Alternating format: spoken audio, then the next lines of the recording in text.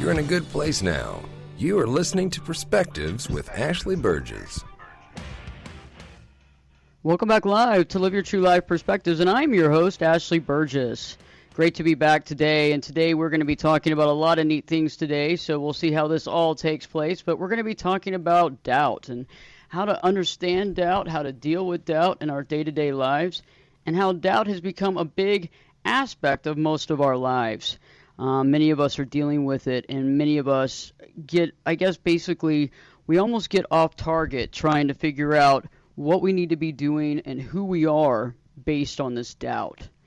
And for many of us, it's been a lifelong situation.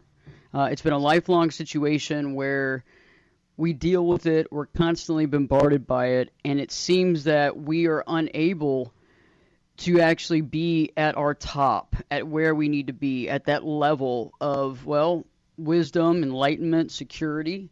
And I think that many of us deal with this on a daily basis. And so I found someone that has written 2 books recently. The first book is My Friendship with Doubt, and the second book is Rulers Don't Measure. And she's an inspirational author of children's books. She's also a mom, a wife, a banker. I mean, the list goes on. But the interesting part about it is that she speaks from truth. She speaks from truth to understand what is actually happening and what has happened in her life, how she began to overcome the concept of doubt, and how to see it for what it is.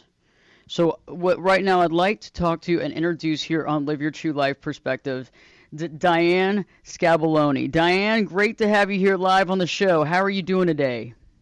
I am great, Ashley. I'm so excited to be here. Thank you so much for inviting me. I'm so glad you could come on the show today because I think that it is really time. I think many of us are dealing with situations and circumstances now. I think many of us are dealing with situations from the time that we were in the family, at home. And it's interesting how, as we grow up, and when we begin our life, right, we begin that life and we're like this perfect baby, and then all of a sudden all this stuff gets thrown at us.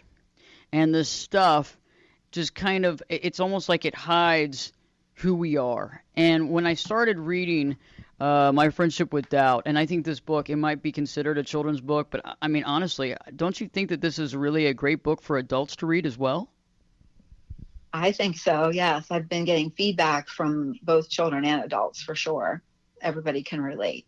Yep. So tell me, what was your inspiration for writing My Friendship with Doubt? Yeah. Gosh, it was, I think it's just going to sound sort of funny, but it's almost like my memoirs. I have been on a spiritual journey for many, many years, and probably like a lot of your listeners, grew up in not the greatest of environments. It was a very dysfunctional family, alcoholism, physical, emotional, sexual, all kinds of abuses. So coming out of that, I really did not know what was normal. And so I would latch on to lots of different people throughout my lifetime. And God had blessed me with like different counselors at the right time, like, teachers and mentors and business coaches. And about 3 or 4 years ago, I was working with my business coach. And I was so excited to tell her on our call that I don't need doubt in my life anymore. And like, I couldn't believe, Ashley, that sentence came out of my mouth because that was like my middle name. And that was just so empowering. And so one of the things that she said to me, she knew that I was a longtime journaler, always writing. And I had always had like in the back of my mind that I felt like a bucket list thing for me was to be an author. And so she said, you should write a book about it. And then it was one of those, like the skies opened and the sun shined on me. It was like, oh, this is my jam. Like, yes, I am going to do this. And I had no idea what it would be, but I just sat down with my journal. Like, I think even like that day I hung up with her And I grabbed a scratch pad and I just like started writing all these notes. And I swear it just flowed. This was like something that just came like out of me. And as I was writing and things were coming to me, it was really like a self understanding and a like a self healing. It was just a very powerful experience. So yeah, and I was like, oh, it's a children's book. Like it was like, okay, good. Because when she said write a book about that, I didn't know what that meant. Like I knew it felt right, but I'm like, but it was totally a children's book. But at the same time, it fits for adults too. Like, just like you said, but I feel like we heal from going back to having that child mindset where, kids, they release, like they don't have to release anything actually, just like you said at the beginning, like they're little babies and they're all like free and fresh and giggly and all that stuff. Like the world brings on all these doubts on top of us and teach us like that's how we need to function. And then like I feel like then the next journey is to, like take off all of this stuff to get down to our true self. So That's so true, Diane. And it's interesting. It's, in the work that I do, with clients, it's always interesting that doubt piece, that questionable. And it goes back to is there something wrong with me? And you and I talked about this on the phone the other day, and it was so interesting. Both you and I have struggled with that. And I think most of the listeners here on Live Your True Life Perspectives to some degree has struggled with asking themselves, there must be something wrong with me. If somebody doesn't like me, it must be my problem. If I didn't get this, there was something wrong with me. I did that, or I didn't do the right thing, or something happened. And it's very interesting how a lot of us, majority of us, our go-to is, oh, I did something wrong. There's something wrong with me inherently. What do I change to be liked, or what do I change to fit in? Mm-hmm. Right. Yeah. I mean, and that's kind of like, if we all came from dysfunctional families, that was, it's kind of like for me, when I think back about it, my mom kept us in this very abusive life because she was fearful. So she just like, when you think about it, you probably know like when it is, I think it's like 7 years old. Until you're 7, you are literally a sponge. Mm-hmm. You just take on every single thing. And so, so if someone says your life is to be fearful and shameful and not take risks and keep your mouth shut, and what you have to say isn't important, then okay, that's the sponge, suck that in, and that's who I am. And it's just not truth. It just is not truth. But we think it is. It feels really, like it is, and it's interesting how like one negative thing, you hear one negative thing and that negative thing can live with you for a long time. It can change your world. It can make you adapt thought processes. And, it's interesting how we have to hear something positive over and over again to really register with that. Mm-hmm. Mm-hmm. Oh yeah, that's so true. I mean, just, I've had so many situations where I'll have like this amazing experience, and then maybe like one person out of like 10 people in the room seemed like they looked at me funny. Well, really, they might have just like had like a stomach ache or something, but I like focus on that person instead of instead of everything else. And so I think it's a matter of like, we are retraining.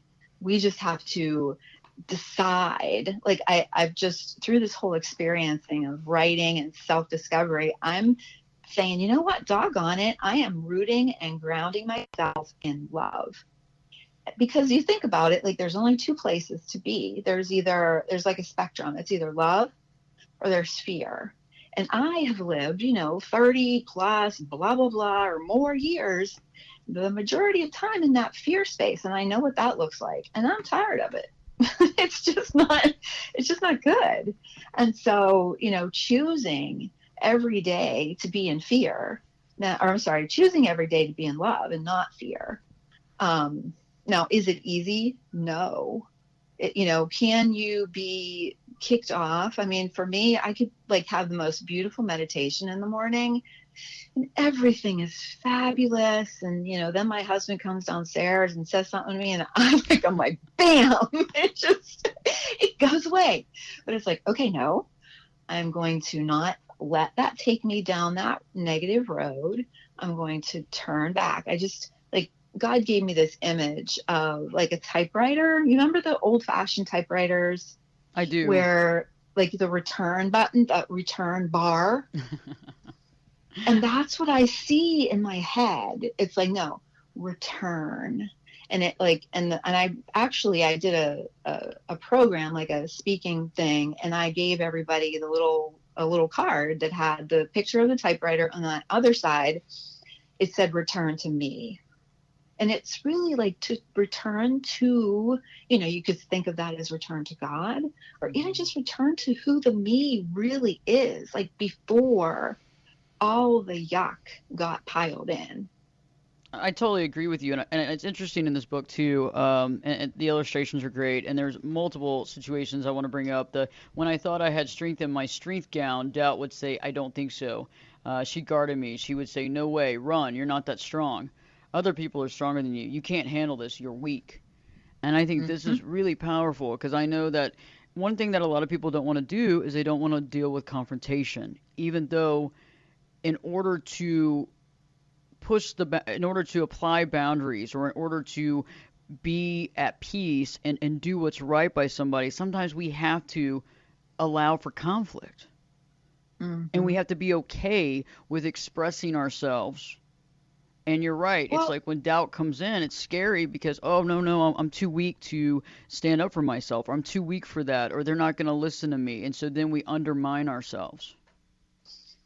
Well, yeah, exactly. And I feel like the doubt is really, from when I think back to like my childhood as I was like unfolding all of this, for me to show up as a 5-year-old, 7-year-old, 12-year-old. And like, I really, in my spirit, I was a little sassy pants in my heart, like what I felt while negative, horrible things were happening. Like I knew I could not say these things like, dear stepfather, you are a complete blah, blah, blah, blah, blah. And this is wrong. Like I knew I couldn't say it. So doubt was truly a protector. I feel like doubt was my survival. I had to stifle. I couldn't, like in my book, it talks about like having strength and having joy and having peace. In those environments, you are not allowed to have that. They are not a part of your life. So doubt was protection. And so then we grow up and then we think we go back to the same rule book that we had that was like in kindergarten, like this is how you live. And then like, no, we don't have, how many, like I've been away from my stepfather. He's since deceased. And I still pull out his rule book sometimes. I'm like, what the heck am I doing? Well, when we return, we'll be talking more about that. We're going to be talking more about doubt when we return. So stay with us, guys, because Diane's got a lot of stuff to talk about. We're going to be talking about doubt, how we can not have to worry about measuring up anymore, and how to really be able to live our true life. Okay, that's what this is all about. So stay tuned. We got a great show for you left. Dan Nelson's going to show up here later on in the hour. Live your true life perspectives with your host, me, Ashley Burgess. We'll be back in. I'll be back this time in 2 shades.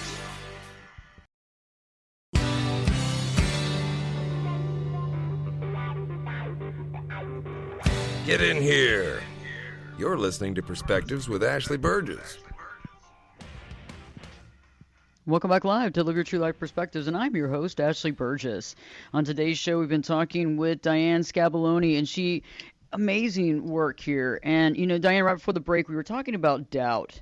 And it was interesting how you said, in the very beginning, when you were a child and safeguarding yourself, with people that you couldn't stand up against, doubt was not a bad thing. Doubt was kind of a safety net to keep you as safe as possible. But then as we get older, doubt is something that we have to let go of. And I thought that was really profound.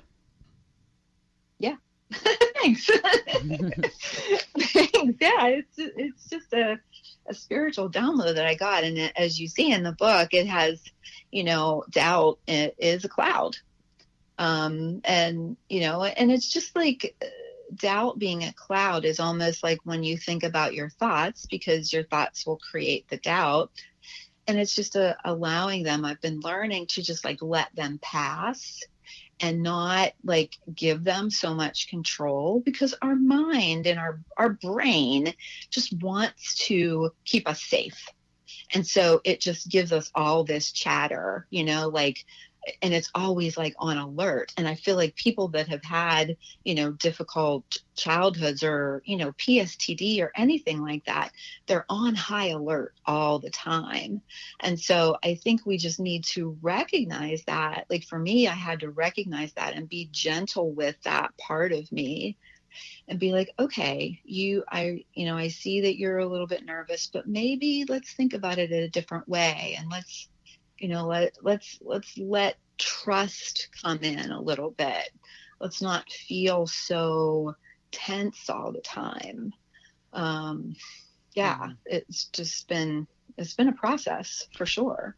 And I love the part there's also in the book, when I would wear my peace gown, doubt would step in front of me and tell me not to let down my guard. She'd tell me dangers around every corner. Peace is the calm before the storm. And so I know that many of us are constantly waiting for the other shoe to fall.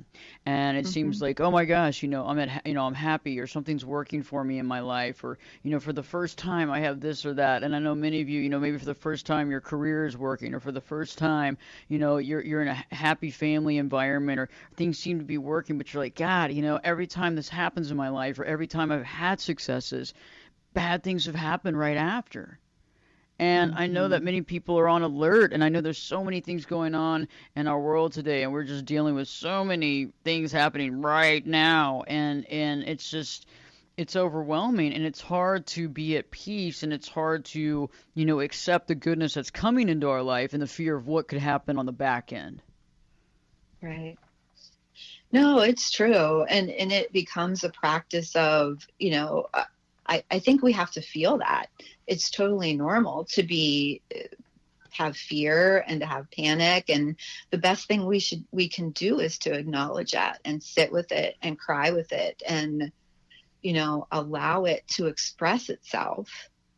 And then once we've purged it, to say, okay, well, maybe let's find some things that are good. Because when you look around, the trees are not panicking. Little squirrels are doing their thing, getting ready for winter here in Pennsylvania. It's, like there is peace and there is good. And I think it's just a matter of trying to look for it. And, and you can find it if you look for it. You're right, and it depends on what we're looking for. It's interesting. And when we were trying to be talking more about rulers don't measure either, but when you're looking at this concept, and I know it's hard sometimes, and there's a lot of stress and anxiety around us, that we have to really figure out, okay, what am I going to focus on? What do I need to focus on? And I love what Diane just said, is that I literally will refocus my mind, refocus myself in the morning to focus on what works. And when I get up and I can focus on the loving experience that I see in life, and I'll see the man at the road, hugging his dog, or I'll see the little child, running after something, or I can see the opposite. So let's see what we can choose to see. In the meantime, stay tuned. We got a great show still left. Dan Nelson's going to be joining us as well. Don't forget, and live your true life perspectives with me, your host, Ashley Burgess, will be back in. I'll be back this time in 2 shakes.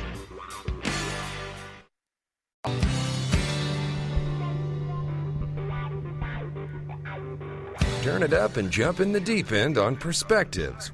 Now, here's Ashley.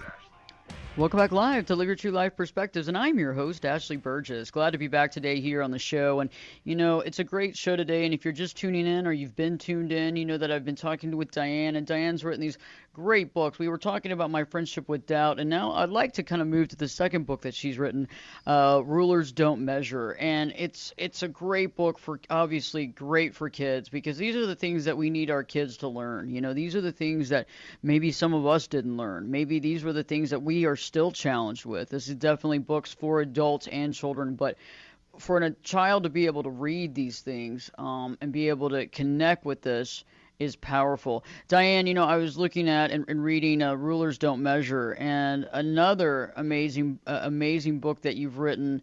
And I love the fact that it's like, in the beginning, it talks about how, we were given all these tools in the very beginning, and then, life changed because we tried to be like other people, or we were told we weren't good enough, or there was something wrong. And then us kind of becoming that chameleon, trying to follow other people and do what they do, thinking that's the best, mode of operandi. Mm-hmm. Yeah, and that is what I feel like from my experience, I definitely did, because coming from, a dysfunctional background, I knew, even when I was a child, my mom would tell me, this is not normal. And I would be like, okay, then why are we here? But, so knowing that lifestyle of, fighting and anger and aggression and all that wasn't normal, I didn't know what was normal. So I would watch other people, and I would observe, and I would compare myself, and I would, like you said, literally be a chameleon. Like, okay, these people act like this in this situation, so then that's how you're supposed to do it. So you're not really showing up as your true self. You're showing up as you think people expect you to show up. And, a lot of times that just doesn't lead to, like you're saying, like a true life then. You're just behaving the way you think people want you to behave. And you find yourself, the growing up process is so hard, and you find yourself in groups of people, they're just kind of lost, and you kind of become lost too, trying to find yourself, and people make some poor choices, based on trying to get in where you try to fit in. And I found that that's something that a lot of people fall prey into, is that, I want to find someone that, I can talk to. And so you kind of get in with who will kind of accept you in the group, no matter what the group is doing sometimes. And, I feel like kids, this is some really valuable information for children, but I think it really connects with adults who have been through this process and know, how they've picked up the pieces and moved on with their lives. Right. And I think it's a matter of just, what I've had in those experiences with like family or, family and friends. And after I'm at an event, say, and I leave there, I ask myself, how do you feel now? And if I feel heavy, if I feel exhausted, if I feel less than, I'm like, okay, what is happening there? Are these your people? Maybe you need to hang out with different people, or maybe you're judging yourself in a way that isn't truth. Like, what is your self-talk that is happening at this time? Are you comparing yourself, because maybe this person has like all these things that you want and you think that you're not good enough. There's so much self-talk that we do that just is not good for ourselves. Definitely the negative self-talk and the comparison, and comparing is so mainstream now, especially obviously face-to-face, but obviously on social media, constantly comparing your lives to other people, seeing what they have versus what we have. And you're right, when you're in a group or you're feeling that uncomfortability, is it toxicity or is it us judging ourselves and feeling like we're lesser than in the group and not realizing it's really coming from our internal thought process, not from an outside source? Right. And I think that's where we just need to get quiet with ourselves and just, sometimes we have to cut ties, certain relationships. If we identify that, maybe it's not so much the self-talk, but it's the relationship, sometimes we need to just change those. And, choose to be with people that are more uplifting, that are uplifting to us. And, and then to really open up, like explore what we're saying to ourselves. And you're right. There's some times where you do have to cut ties. There are some times, and I think it's when you've tried everything and you've really gotten quiet with yourself and you've gotten mindful and realizing that this is not your internal judgment, but there's some sort of outside judgment. I would assume that's kind of what you're saying, is that's the time when you kind of say, okay, I might need to make some distance here and really go within and see why I was wanting to hang out with that in the first place. Well, yeah, because I know for me that there a lot of times that was more comfortable. I mean, I've known my husband since I was 16, but I thought he was so stinking nice to me that I broke up with him like a bunch of different times because he was too nice. And a man is supposed to be mean and gruff and abusive. So it just didn't make any sense. So, yeah, it's like you said, getting quiet and saying, okay, what is this really about? That's powerful, and I know many people can connect with that here on the show. We're going to have some golden words of wisdom from Diane in a little while, because I know many of you can connect with exactly what she's saying. Now it's time for our history lesson today on Live Your True Life Perspectives.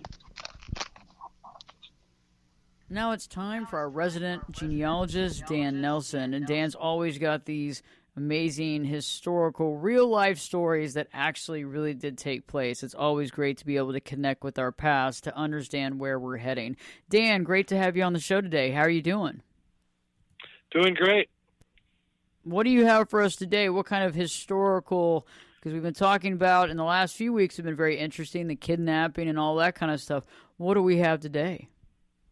Well, we'll go back a little further in time. This is actually a story about the kidnap victims' mother's great-great-grandfather. So it ties into the same line. But started out here with a little clip from a newspaper back then. This was in 1870, December 23rd, so 2 days before Christmas.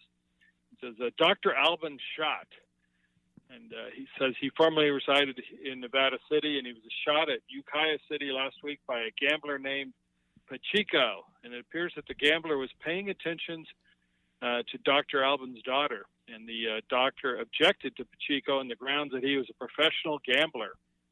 So the couple determined that they were going to elope, and they got a license and started away in a buggy for a parson, or somebody who could marry them. And Dr. Alban, he came up on horseback, caught up with them a few miles from Ukiah City.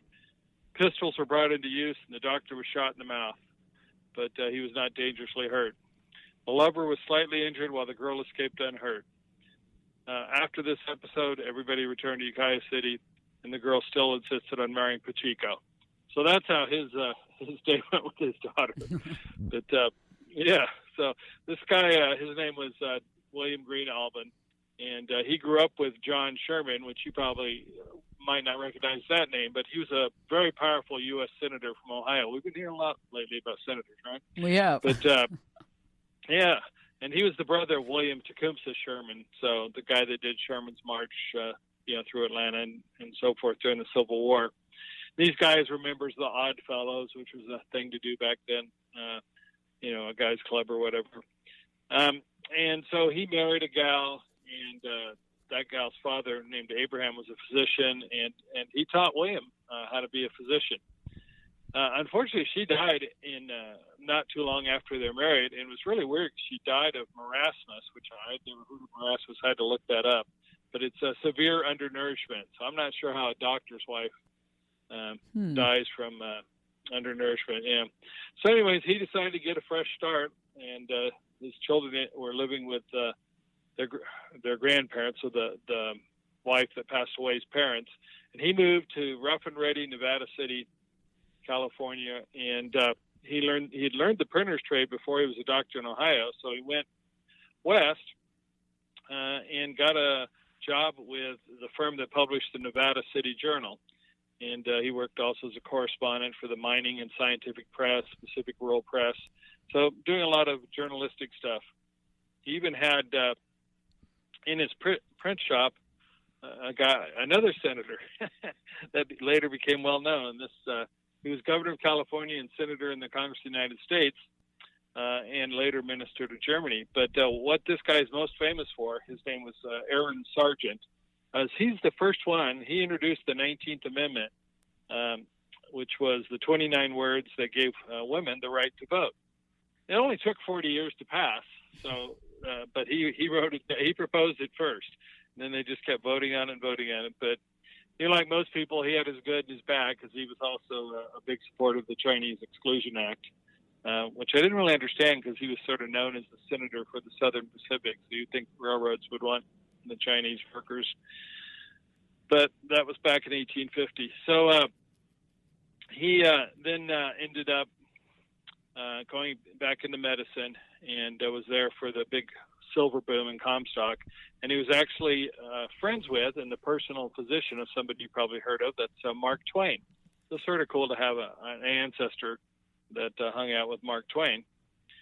And so he, joined the rush for gold in California as this was all sort of developing. And one of the guys that he had met back there and sort of buddies with was a guy named Leland Stanford, and Stanford University is who he's named for, and he was one of the big railroad men back then, and he was such a big, tall guy that oftentimes he would intimidate the big, strong, tough railroad workers. So he had a lot of interesting people that he lived around and with him. Later he moved up into Santa Rosa where he owned a hotel, and then moved up to Washington State, and he was the city health officer in Walla Walla.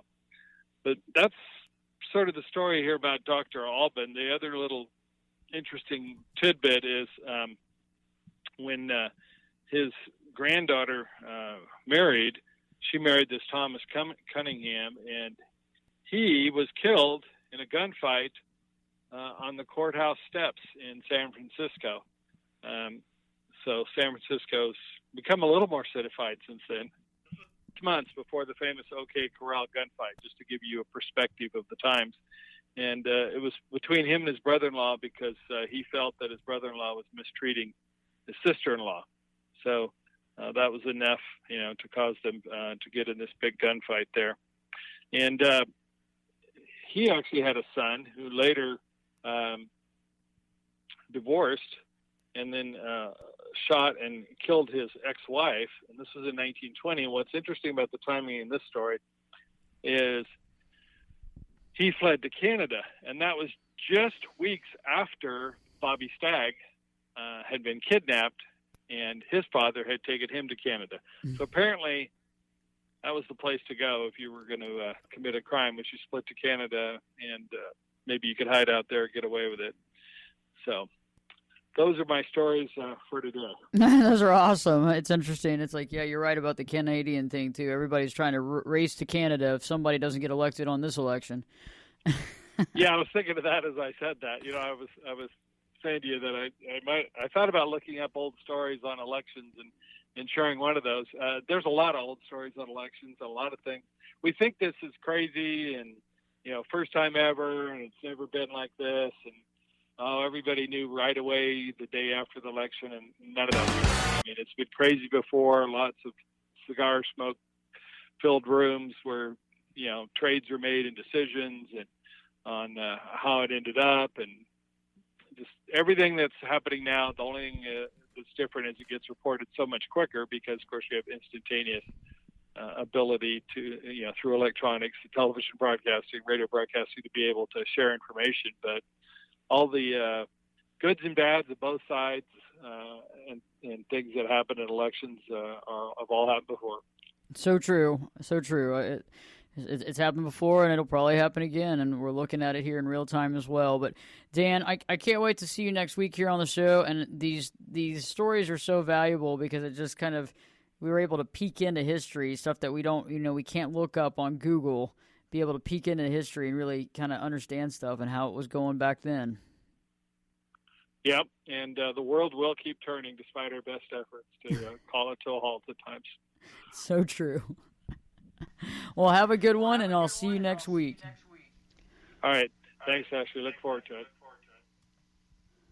That was a great story by Dan, and I love his adventures, always something interesting. And these historical, interesting things that happen are so fun and exciting, and it just goes to show you that, this stuff isn't that new. We've been doing this stuff for a long time, and there is a bunch of election stuff that we could have talked about today, but I decided to keep that out of this show today because we've talked about it in the past, and we'll definitely be talking about it here in the next few weeks, but we don't need to do it today. When we return, Diane Scabilloni is going to be offering her golden nuggets of wisdom so that we can understand, how to really kind of put doubt in its place and how to deal with that.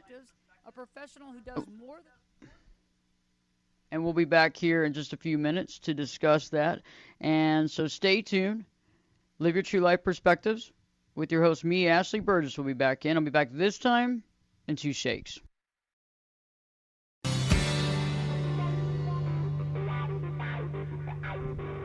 This is Jake Busey, and you're listening to Perspectives with Ashley Burgess. Welcome back live to Live Your True Life Perspectives, and I'm your host, Ashley Burgess.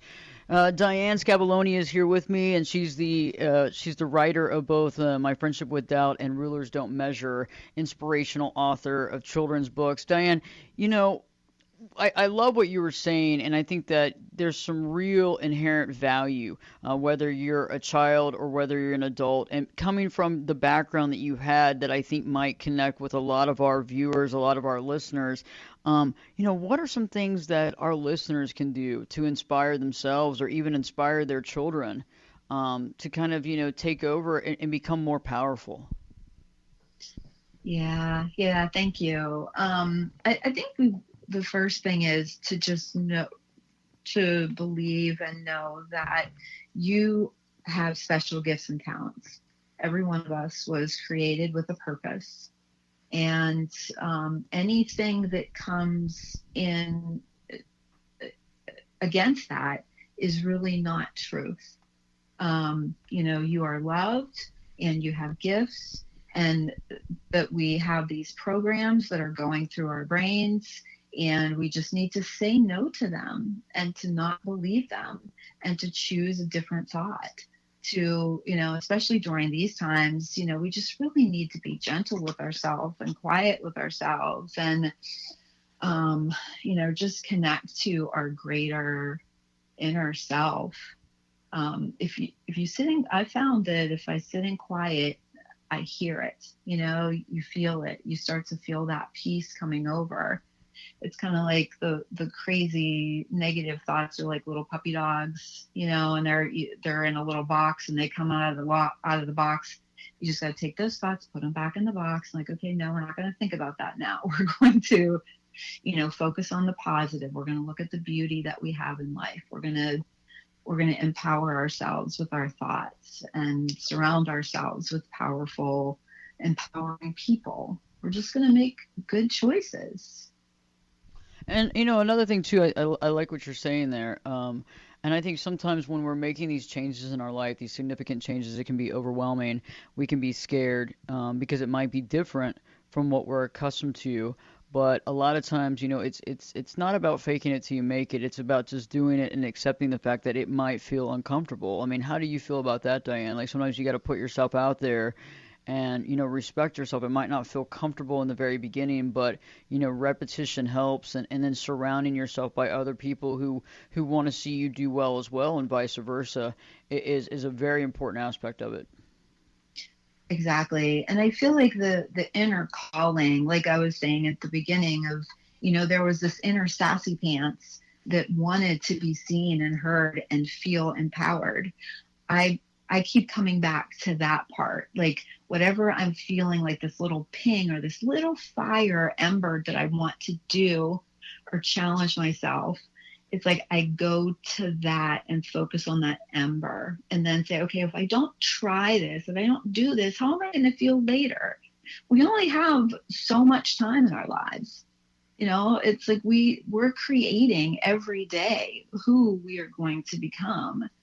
And I'm choosing to stay on the love side instead of on the fear side.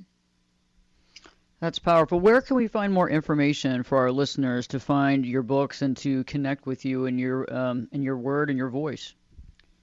Yeah, I have a website. It's dianescabilloni.com, and a Facebook page, Diane Scabilloni author, and you can reach me at those locations. My books are available on Amazon. That's awesome. Diane, thank you so much for being on the show. I'll definitely want to have you come back on. I know that you have more books in the making, I'm sure. Yep, I do. Thank you. I would love to. This has been great. Awesome. Well, I appreciate it, Diane. You're amazing. And for everybody that's listening out there, it's okay to have doubt. It's okay to have fear. It's okay to feel this way. but it's about what do we do every day incrementally? What are the small things that we do? And I know, Diane, you would agree with me. It's like taking small actions, positive actions to reinforce who we are. And I feel that, now more than ever, we've got to push some of the noise out. We've got to focus on what we can try to work on or what we have the ability to change. And I think that when we get overwhelmed with the things that we can't change, we get overwhelmed in the things that we can change and we put it on the back burner. And Diane, thank you so much for your amazing books and for putting this out here for the public and for everybody to read. Thank you. And for everybody out there listening, thank you so much for tuning in today to Live Your True Life Perspectives. We'll be back next week as always. And just remember, it's about you. Focus. Be your best friend. Cherish yourself and respect yourself, okay? Because that's all we have. And if we do it, other people will do it too. Stay tuned for next week and Live Your True Life Perspectives with me, your host, Ashley Burgess. And I'll be back this time in 3 shakes.